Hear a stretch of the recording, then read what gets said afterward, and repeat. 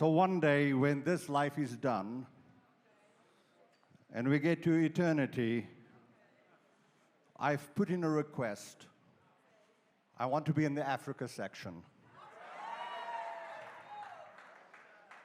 I was born here, I've lived abroad for many years now, but that was just absolutely fantastic. The energy in the room, the way that you actually sing back, you break out in 4-part harmony, something that would never happen in America.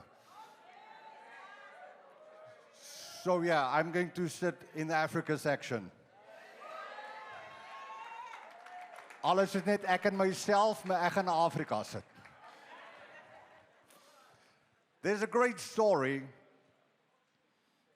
about a young man who was moving to a new town, and this was back in the day when people would take their belongings and wrap it up in a sheet or blanket, put it and then the stick over their shoulder, and off they went.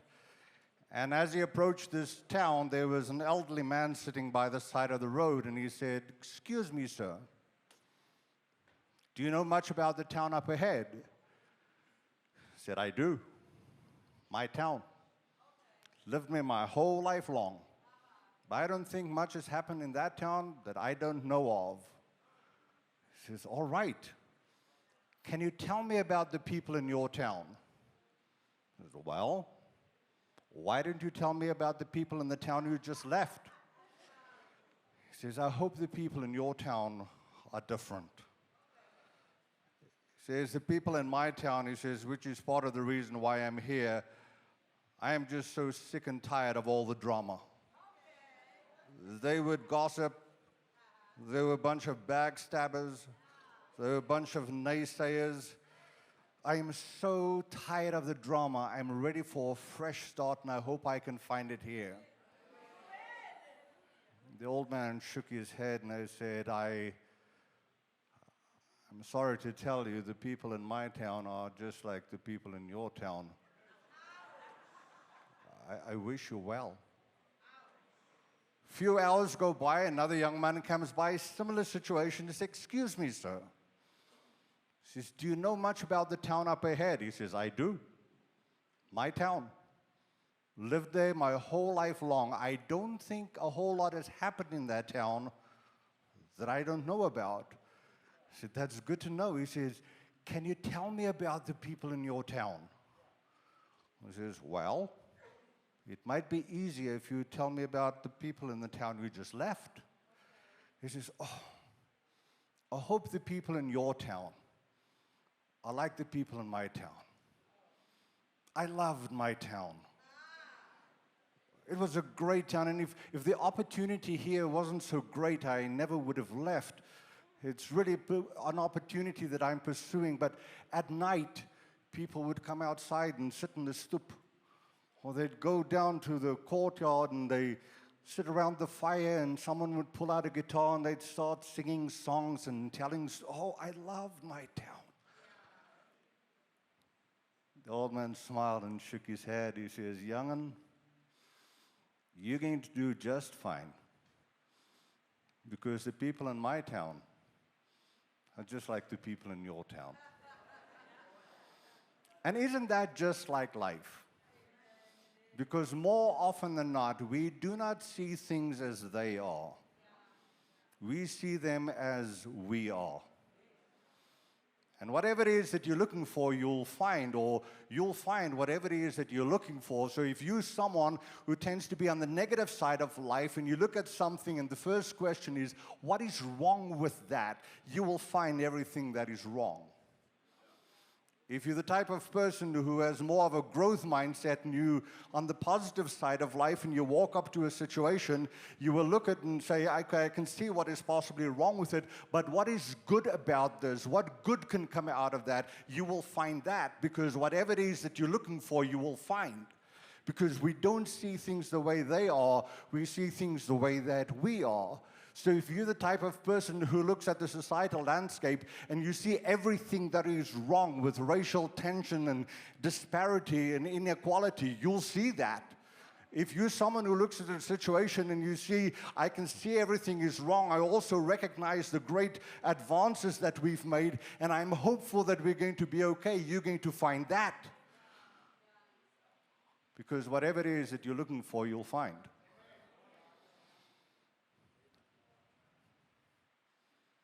So as a leader, what do you see? Because whatever it is that you see will inform your worldview. It's going to inform how you perceive the world. It's going to inform how you engage the world. It is going to inform how you interact with the world. And that's going to have a direct impact on how people are going to perceive and experience and receive you. So as a leader, especially a Christian leader, someone who has chosen take on the mantle of leadership and lead God's people, it is critically important to understand what we see and how we see and how we lead. So it begs a good question. So why do we do the things we do? I've often found that Scripture is a good place to start. So in the interest of time, and speaking of in the interest of time, I'm going to mostly stick to my notes today because I have about 4 hours of content I'm going to try and get through in about the next 40 minutes. So strap yourself to something that is bolted to the floor and hold on, because we're going to go real fast. So what drives the way we see? First, if we look at Proverbs 23:7, it says, "For as a man thinks in his heart, so easy." Still staying in Proverbs 4, verse 23, "Above all else, guard your heart. For everything you do flows from it." Jumping forward to Matthew 12:34, it says, "For out of the abundance of the heart, the mouth speaks." And that same verse, out of the Message translation, just because it's such a fun translation, says, "It's your heart, not the dictionary, that gives meaning to your words."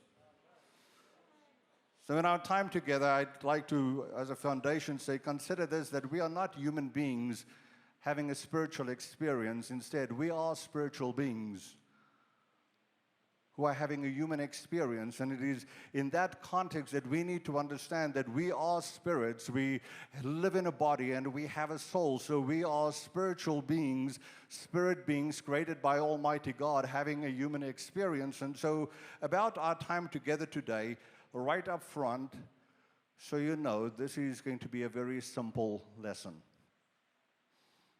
This is not a deep theological discourse. Now, this is also where simple and shallow is not the same thing. It is a simple lesson, and we're going to cover some familiar territory. So many other things that we're going to talk about, the thought might occur to you, I think I knew that. And you're right, you do. Or at least you did. I just have the good fortune to come along today, to come alongside you and to partner with you and remind you of things that you've learned along the way. It's, as the great author Samuel Johnson said, people need to be reminded more than they need to be instructed.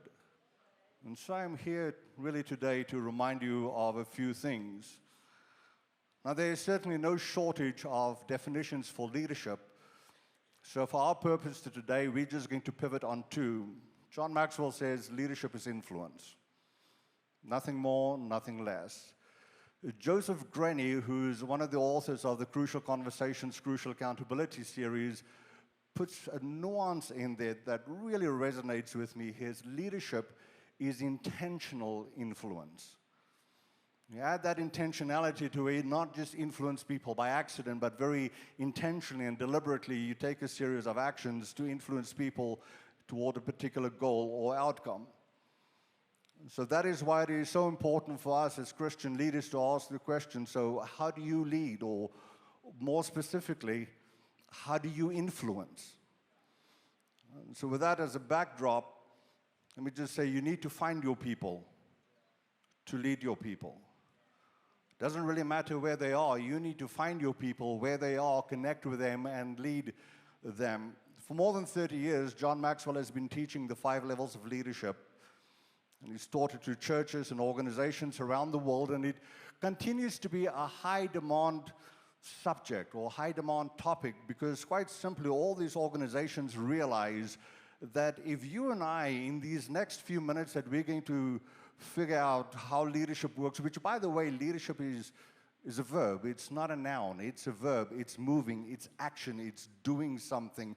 If you and I can really figure out how leadership works and how to go through that process, it can pack a big punch, and especially in our context, pack a big punch for the kingdom of God. So up front, when you take a look at very effective leaders that might describe as top shelf leaders, whether it's in private industry or in the church, a couple of things: they think differently. They think very intentionally about where they are and where it is that they want to go. And then they think strategically about how to get there from here. They don't just make it up as they go along and go like, well, mogetroffen, you know, if I throw enough mud in the wall, some of it will stick. No, there's method to the madness, and they know where it is that they're going, and they're doing it very intentionally and very strategically. So 10 things you need to know about the 5 levels of leadership that we're going to quick step through today. And you have it in your notes, so I'm not going to spend a whole lot of time there. First of all, you can move up a level, but you never really leave the previous one behind. And so as you go from level 1 to level 2, I mean, you leave it perhaps, but it's really more like you're building on it. Because level 1 is all about position, and when you move on to level 2, it's not as if you no longer have a position, but you build on it. And the reason why it's important to understand that you never really leave the previous level behind, because it's not as if you get to level 3, which is all about production and results, and you go like, well, thank God, I no longer have to care for people, because that's what level 2 is all about. So you build on it, and you keep on moving forward, and so you leave a level, but you never really leave it behind. So you're not on the same level with every person. As you meet people in your church, in your organization, in life, you are not on the same level with everyone. The higher you go, the easier it is to lead. Leading from position is hands down the most difficult leadership you'll ever do. So the higher you go in your level of leadership, the easier it is to lead. The higher you go, number 4, the more time and commitment are required to win a level. So while it gets easier to lead, it doesn't get easier to move up a level because of the time and energy and effort that it requires. Number 5, moving up occurs slowly, but going down can happen quickly. Yeah, let me just put it this way: it's faster when you fall. Kind of quick. So moving up takes time, falling can happen quickly. The higher you go, the greater the return. Number 7, moving further up always requires further growth. So your own growth and development never stops. Not climbing the levels limits you and your people. Let's say you decide to stall out at level 2 because you like people and you enjoy the relationships. Not only does that place a cap on your leadership, it places a cap on everyone in the organization, because after all, everything rises and falls on leadership. When you change positions or organizations, you seldom stay at the same level. So let's say hypothetically, you were solidly at level 3 at one church, you move to another church, it is unlikely that you're going to remain at level 3, because it's going to be a whole new environment, whole new relationships. So the place of connectivity is they connect to you as the person with a position of leadership. So you likely go back down to the first level. Then number 10, you cannot climb the levels alone. You have to take people with you. It's one of the ways that you recognize a leader is that there's someone with them. It's like Maxwell says, he who thinketh he leadeth, but no one followeth, he's only taking a walk. So if you think you're a leader and you look over your shoulder and there's no one there, you're not really leading. So the expression, it's lonely at the top, didn't come from a leader. Because leaders take people with them.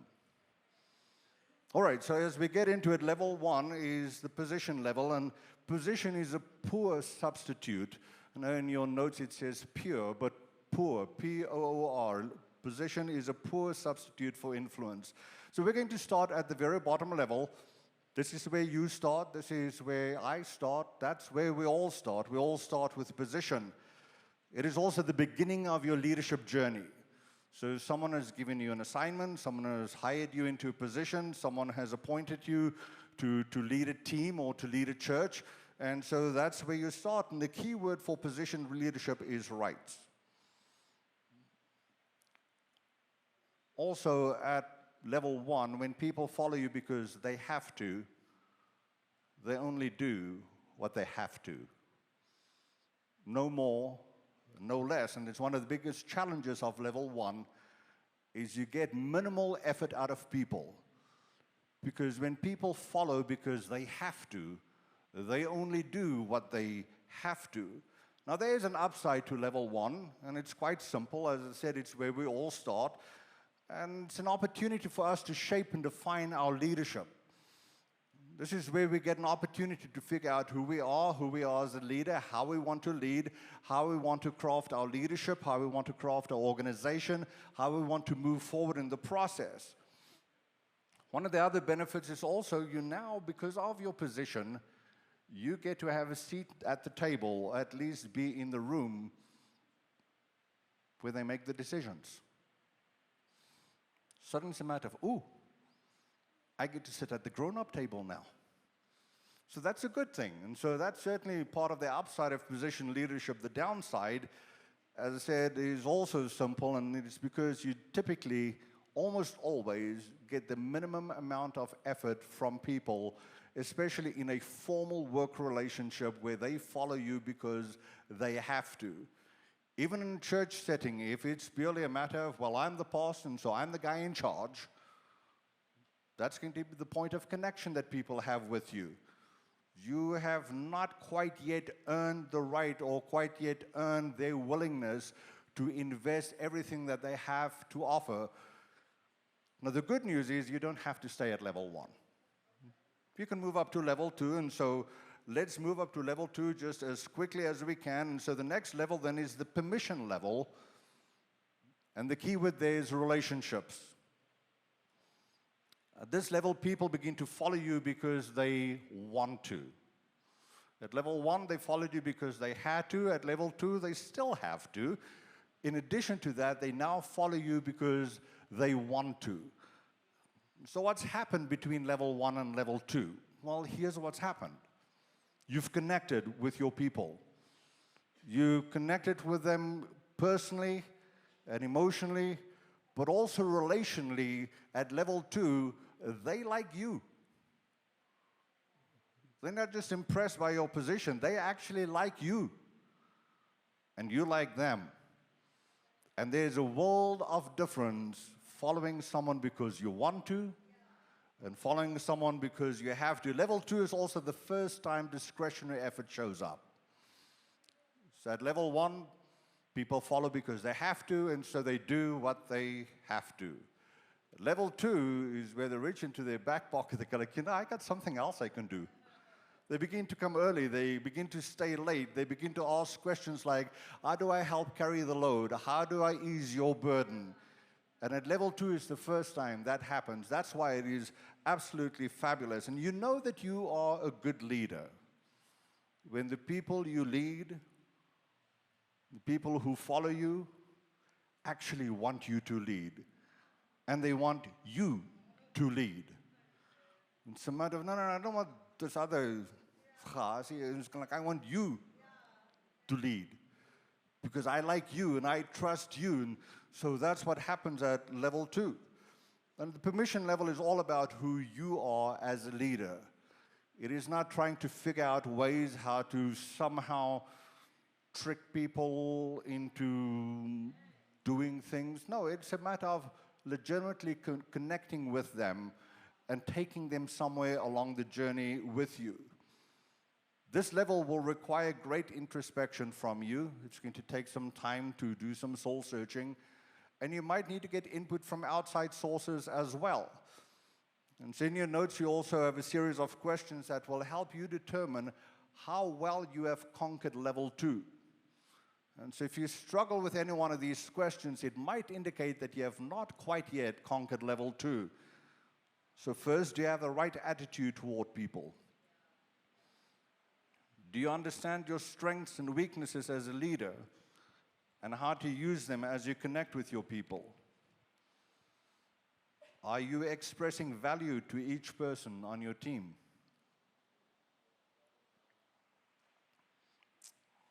Are you practicing care and candor? That balance between shooting straight with people and yet being caring as you do. So you might have had some difficulty answering some of your questions, and just for reflection, let me ask you this. How would the people you lead answer these questions? Same way you do? Or would they come up with a different response? So you might want to chew on that one. As my father would often say, chew it up and spit out the bones. Relationships with people is the foundation of leadership. You build your leadership on your relationship. It's important that you realize at this level just how very important deep and meaningful relationships are, so you can find people where they are and lead them somewhere where they need to be, where the organization, where the church, where the congregation needs to be. And to be an effective relational level leader, to be effective at level 2, something we know about level 2 leaders is they do 3 things exceptionally well. Number 1, they listen well. In fact, they take many of the leadership cues from walking slowly through the crowd. And 2, they're conscious about where their people are, what their people are doing, and they're constantly observing them. Number 3, they're learning. They're not so high and mighty that they've convinced themselves that they've arrived. They are ever learning. Something else that we know, along with listening well, observing and learning, these leaders have an attitude of servitude. They lead well because they serve well. Their whole attitude is one of, it's my pleasure. How may I assist you? They live to serve. Not only do they believe in serving, they actually serve. Not only do they serve, they actually serve well. Not only do they serve well, they actually love to serve. And that is how they lead. They lead from a position of service to where it's a matter of, let me serve you so that together we can go where God needs and wants us to go. So if you're going to grow, you have to grow beyond your position, and you have to grow beyond your title. And so level 2 is a wonderful place, and I'll forewarn you, it takes an enormous amount of time and energy to invest in people, to build those relationships. And however wonderful a level it is only level 2. There are 5. So you need to move on. So the next level is level 3, which is production. The key word is results. This level, people typically follow you because of what you've done for the organization. Because you don't just use lots of nice words, you actually produce some fruit. There's actually some tangibles. And one of the things I love about level 3, it separates the leaders from the wannabes. Because you can talk a mean game, but when we start talking about results, either it's there or it's not. If the magic number is 7 and you have 4, you have a little ways to go. So level 3 definitely separates the actual players from the wannabes. And so here it is all a matter of, how do we generate results? What we say we're going to do we actually do them? And are we just really swinging arms in the wind? Or can we say, oh no, look, over the past year we can tell because of the concerted efforts that we've done, because of the time and effort that we've put into fasting and prayer, because of the outreaches that we've had during this year, so many people came to know Christ. During this year, so many people followed him in baptism. This is how we grew the body of Christ. I'm just using that as one data point, but that's certainly a data point where it's a matter of we can hold hands and sing Kumbaya all we want to, but unless something actually happens, we're just holding hands and singing Kumbaya. Level 3 is really where you become effective as a leader, because probably the greatest motivation in people development is people do what people see. So when you demonstrate the desired outcome, people are much more likely to follow you and to mimic that. And unfortunately, there are just too many leaders who are like travel agents, trying to book people on trips where they've never been. You don't want to be a travel agent, you want to be a tour guide.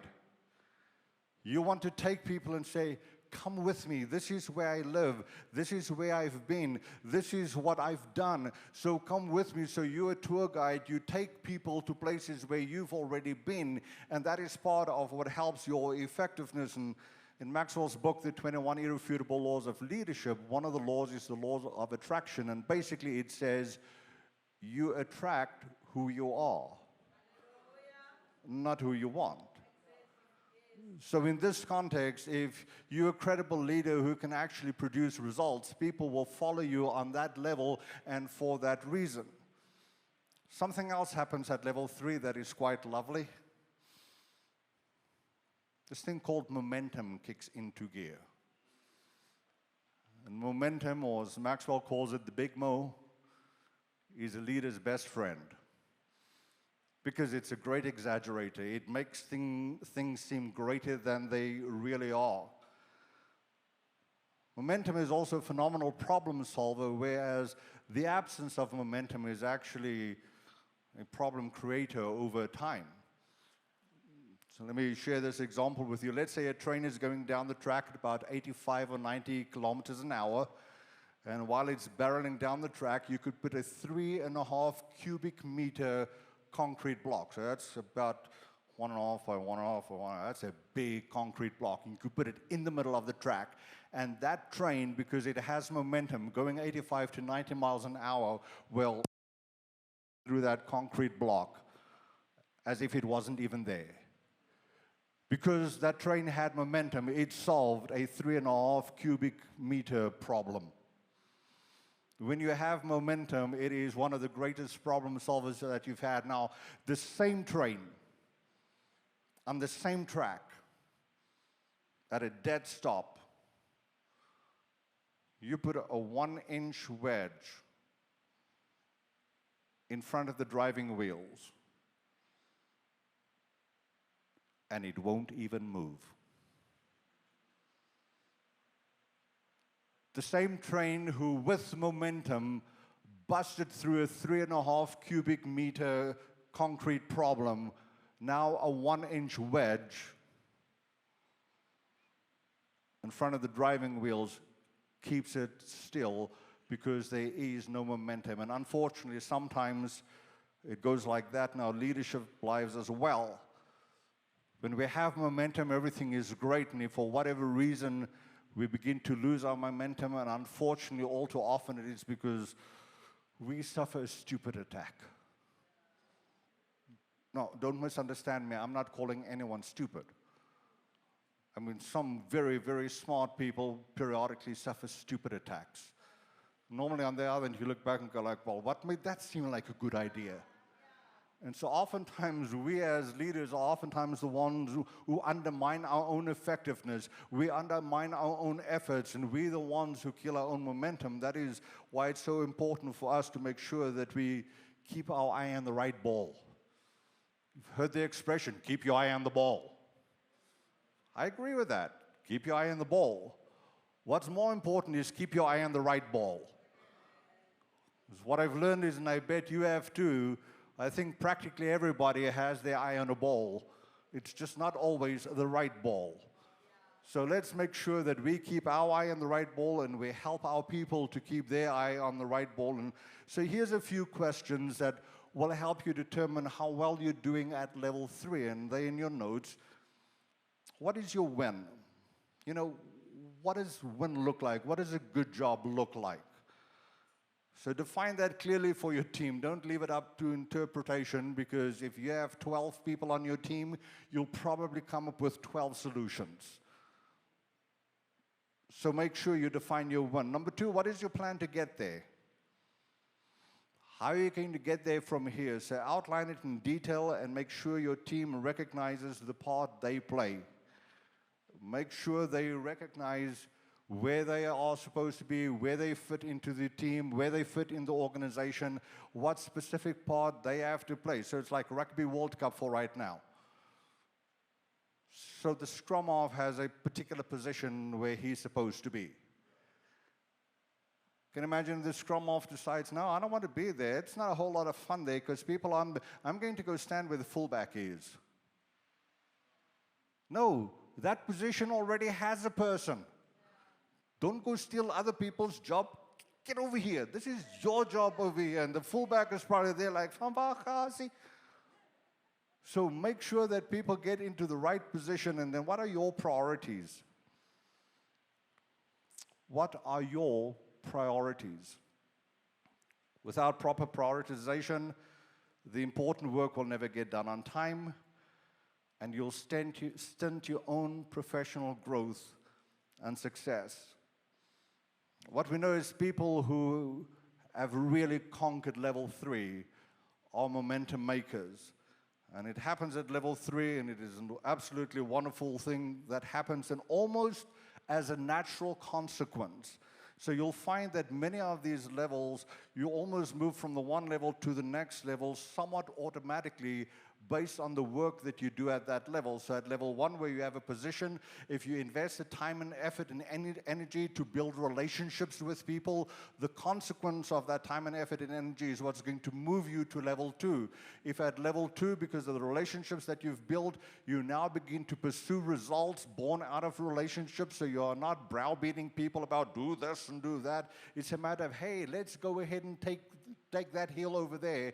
People will follow you there, and because of the effectiveness and the momentum that you gain there, some of those lessons are what going to help you move to level 4.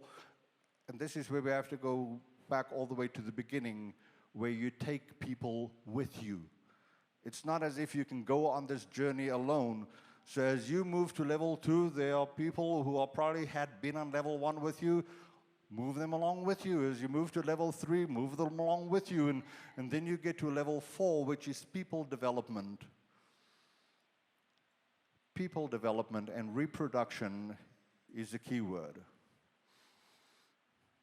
That's what I strive for.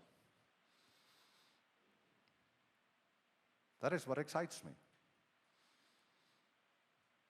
At this level, people follow you because of what you've done for them.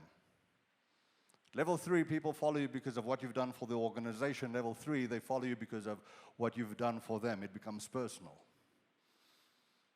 It's because you've invested in them and you've helped them grow. So as you've developed into a level 3 leader, part of what you start doing at level 4 is you help the other folks at level 3 become strong level 3 leaders themselves, so that you're not the only one who produces. You're not the only one who does all the work. You have a whole team around you who runs with you, who does the hard work, so that together we can achieve the things that God has called us to do. As I mentioned earlier, there are 5 levels, and I'll cover all 5. I'm really not that concerned about level 5. We'll mention level 5 so that you understand the context and you recognize it. Level 4 to me is really the sweet spot. And I set it out in front of you as a challenge and as a goal to do everything you can to become a level 4 leader with practically everyone in your life. As I said earlier, you're not in the same level with everyone, but if you set as a goal to become a level 4 leader across the board, I promise you level 5 will take care of itself. So arguably this is the most important level, because it's all about investing in other people, helping other people grow. Something magical happens at this level because of the relationships that you've developed So you grow an organization by growing the people, and when you grow the people in the organization, it helps them to grow their capacity, and this is when truly they begin to run with you, they begin to carry the load with you. And so there are a few things that you have to understand at level 4 that will help you to be not only successful, but effective at this level, but also the people who are going on the journey with you. So the first thing is recruiting. The better the person you bring in the door, the higher the odds you can do well with them. So this is, in particular, I'm not just talking about growing your church where it's a matter of whoever accepts the Lord, accepts the Lord. I'm talking about when you're intentionally bringing people onto teams into specific positions, or maybe in a position where you're hiring people onto your full-time staff. This is where recruiting is important. The better the person who comes through the door, the greater the odds that you're going to succeed. An American football coach, Lou Holtz, who said, I've had bad players on my team, and I've had good players on my team. And to be honest with you, I'm a better coach with good players. Of course he is.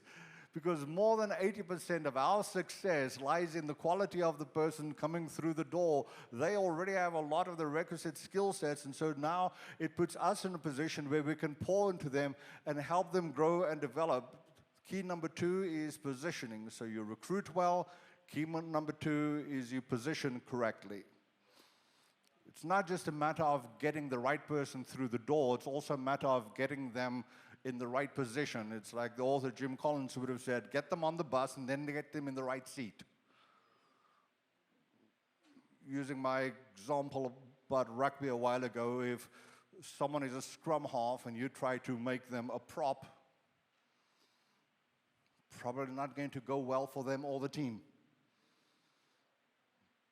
Well, since you now put the scrum half in the props position, you take the prop and try to turn him into a wing. So get the right people on the team and then make sure we get them into the right position. One thing you can know about any and every successful person you've ever met, you've heard of, you've heard in an interview, is they have positioned themselves well. They have figured out what they're good at, and that's where they are. They play to their strengths, they figure out their sweet spot, and they play in their sweet spot. Now, successful people have discovered what they're good at. Successful leaders have discovered what their people are good at. Successful people position themselves well. Successful leaders position their people well. And that's all what happens at level 4, is you begin to recognize where are their spiritual gifts, where are their skill sets, where are their sweet spots, so to speak. How do I position them best in the congregation, or best on the team, or best in the organization, to where they can optimize everything that God has placed on the inside of them, and collectively we can achieve far greater things than if we just happen to be in the same room, breathing the same air. Then there's one more thing. They recruit well, they position well, and then they equip effectively. So John Maxwell has used a 5-step equipping process for many years, and I'm going to quick step through it with you. You have the highlights in your notes, and it really works. Step number 1, I do it. It's that simple. You really can't teach someone to do something you don't know how to do yourself. Step number 2, I do it, and you're with me. So take someone with you so that they can watch and they can observe and they can learn and they can see you perform the task in a variety of situations. And step number 3, you do it, and I'm with you. So we don't just show them and abandon them. It's a matter of, no, now that you've had an opportunity to watch me, I'm now going to give you an opportunity to do it, but I'll be with you as a safety net and make sure that you're doing the right things for the right reasons in the right order. And step 4, you do it. Once you've demonstrated your proficiency and your competence, you don't need me holding your hand. You don't need me babysitting you. And oftentimes people think that's where the process stops. But there's one more step. And it is vitally important to the success of the cycle. Number 5, you do it, and somebody is with you. You have never really equipped somebody until they can equip them, until they can multiply themselves. What you have done for them, help them to be able to do that for others. And that's why level 4 is absolutely powerful, and it is a phenomenal level. That is where you will find joy and fulfillment beyond imagination. Now there's one more level. It's the final level. Level 5 is the pinnacle level, and the key word here is respect. This level, people follow you because of who you are and what you represent. This is oftentimes leaders, they've done it so well with so many for so long. They are larger than life, and they have a following, even if it's a peripheral following, sometimes outside their immediate sphere of influence. To where it's not just a matter of they are well known in their church, it's a matter of they are well known in the church world. Sometimes they're not just well known in the church world, they are just well known across society because of who they are and what they represent and the character. And it takes a long time to get there. Most of us probably aren't at level 5. Most of us probably would like to be level 5 leaders. It just takes a long time. It's a lifelong journey. Now, this level is all about legacy.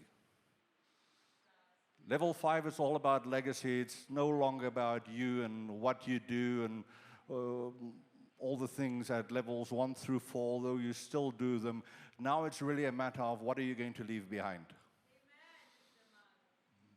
When you have moved on from the organization or when you have moved on from this life, what are you going to leave behind? What are you leaving behind in other people?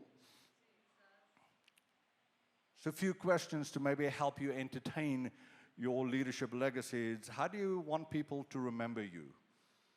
Like your leadership life. How do you want people to remember you as a leader? Like the same way that we tend to read an obituary at a funeral. If someone had to read a leadership obituary, what do you want people to say about you? How do you want people to remember you? What is your vision for the positive impact you want to leave behind? The American evangelist, the late Billy Graham, defined legacy beautifully. He said, "The greatest legacy one can pass on to one's children and grandchildren is not money, but rather a legacy of character and faith." So friends, it begs the question, what legacy will you leave behind? So there's something you must understand about the 5 levels here. And as I've been talking very fast over the past few minutes, the thoughts probably occur to you, on what level am I? Am I level 1 or am I level 3 or am I level 4? And if you really think about this question deeply, you might find yourself a little bit frustrated, and that's entirely okay. Because as I said early on, you're not on the same level with everyone. Might be some people where you're level 1, some people, because of the time and effort that you've invested, you're at level 2 with them. Some of them, if they've run with you for a while, you might be at level 3, level 4, so you're not at the same level with everyone, and so that's okay. And what's important about that is when you go to cast vision for your church, when you go to cast vision for your team, for your organization, you have to remember that you're not on the same level with everyone. And so when you speak, in return, they don't necessarily see you simply as the leader, the one who can legitimately speak to the process. They see you in the context of their own 5 levels. If they see you as the boss, the guy in charge, they're still on level 1. If there's been some time and effort and there's a personal relationship, that is the way that they're going to hear that message. So what's important to understand here is it might be the same message. It might be in the same building. It might be in the same room. It might be at the same time. It might be the same presentation. And yet the responses are going to vary greatly. The reason they're going to vary greatly is because you're not on the same level with everyone. So as we conclude our time here, you have some notes, and I know that was a little bit like a drink from a fire hose. Don't get complacent. Never stop growing, never stop learning, never stop striving to be better. Even if you're on level 4, complacency can knock you back to level 1.